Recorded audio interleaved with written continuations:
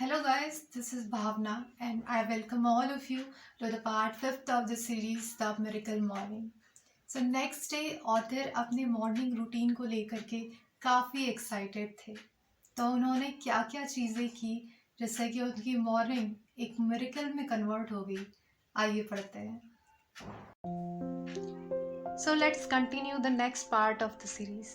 सो जैसे हमने कल देखा, author was so much excited about this morning routine. तो वो नेक्स्ट डे फटाफट से उठ करके एक ऐसे एम्पावरिंग काम के लिए जा रहे थे जिससे उनकी लाइफ ट्रांसफॉर्म होने वाली थी। उन्होंने वो लिस्ट निकाली जो वो इम्प्लीमेंट करने वाले थे। उसमें सबसे पहली चीज़ थी silence. Sitting in silence, praying, meditating and focusing only on my breath for 10 minutes. ये चीज़ ऑथर को बहुत ही पीसफुल लगी। He felt like कि उनका स्ट्रेस एकदम से दूर हो गया है and he felt the sense of calmness in that. बहुत लंबे टाइम के बाद ऑथर को पीसफुल रियलाइज हुआ, पीसफुल फीलिंग आई उनके अंदर। दूसरी चीज़ जो उन्होंने की, दैट्स रीडिंग। रीडिंग हमेशा से उन्होंने एक एक्सक्यूज़ बनाया था, बट इस बार तो उन्हें करना ही था। तो उन्होंने बुक उठाई, नेपोलियन हिल्स की classic book think and grow rich, जो पढ़ना उन्होंने स्टार्ट तो किया था पर एंड नहीं किया था। तो उन्होंने उस बुक के कुछ पेजेस पढ़े, उसके कुछ आइडियाज़ उठाए और सोचा कि उन्हें इम्प्लीमेंट करूँगा। And he was so excited about it and he felt motivated. Third thing जो उन्होंने की, it was about the affirmation. जो बुक उन्होंने पढ़ी थी थिंक एंड ग्रो रिच, उसके जो सेल्फ कॉन्फिडेंस अफर्मेशन थे वो काफ़ी पावरफुल थे। इट फील्स लाइक कि वो उनका अनलिमिटेड पोटेंशियल उन्हें रियलाइज़ करवा रहे हैं। लेकिन ऑथर ने अपने खुद के अफर्मेशंस लिखे और उन्हें रिपीट करना स्टार्ट किया। So now this time author was feeling so much empowered. Next चीज़ जो ऑथर ने की, दैट वॉज विजुअलाइजेशन। ऑथर ने अपना एक विज़न बोर्ड बनाया और ये विज़न बोर्ड उन्होंने बनाया था द मूवी दी सीक्रेट देखने के बाद में। आई गेस आप लोगों में से भी काफ़ी लोगों ने ये मूवी देखी होगी। तो अपना एक विज़न बोर्ड बनाया और 10 मिनट के लिए अपना फोकस एक इमेज से दूसरी इमेज के बीच में शिफ्ट करते गए और यही सोचते गए कि ये सारी चीज़ें धीरे धीरे मैनिफेस्ट हो रही है और उन्हें काफ़ी अच्छा फील हुआ। He felt inspired. Next thing that the author did was a journaling. सो बहुत सारे लोगों के जैसे जो जर्नलिंग करते तो है लेकिन 1 या 2 दिन से ज़्यादा नहीं कर पाते, लेकिन उस दिन उन्होंने लिखा and he wrote why he was grateful for the life. और जैसे ही उन्होंने ये चीज़ लिखना स्टार्ट की, ही फेल्ट जैसे कि उनका डिप्रेशन धीरे धीरे कम हो रहा है।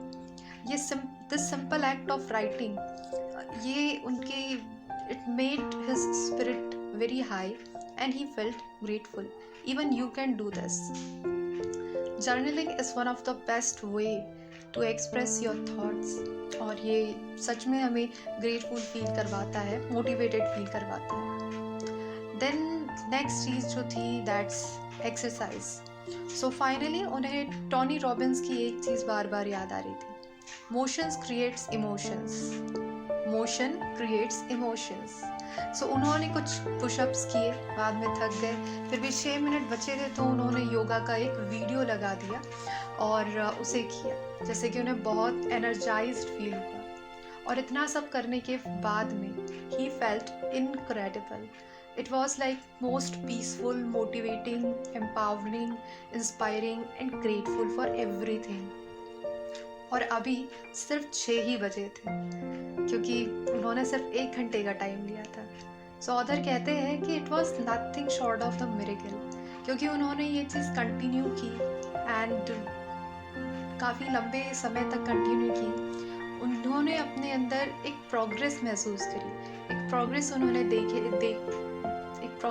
देखी अपने अंदर। और एक रात ऐसे हुआ कि उन्होंने 5 बजे की जगह 4 बजे का अलार्म लगा दिया। ही थॉट कि अगर 5 बजे उठा जा सकता है तो 4 बजे भी उठा जा सकता है। एंड सरप्राइजिंगली नेक्स्ट डे वो 4 बजे उठ करके चीज़ें करने लगे।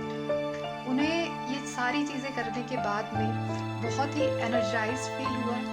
ऐसे लगा जैसे कि उनका जो स्ट्रेस है वो एकदम से कम होने लग रहा है, क्लैरिटी और फोकस आने लग रहा है, हैप्पी, मोटिवेटेड, इंस्पायर्ड फील कर रहे हैं, और जो डिप्रेशन के थॉट्स थे वो तो कहीं दूर ही है। He was feeling like that I was back to my old self again.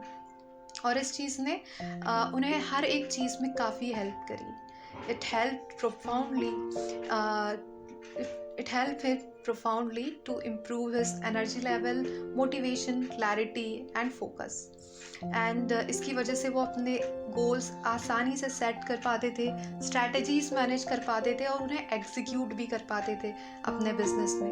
उसका रिजल्ट ये हुआ कि उनकी इनकम ना सिर्फ बढ़ी बल्कि पहले से बेहतर होने लगी।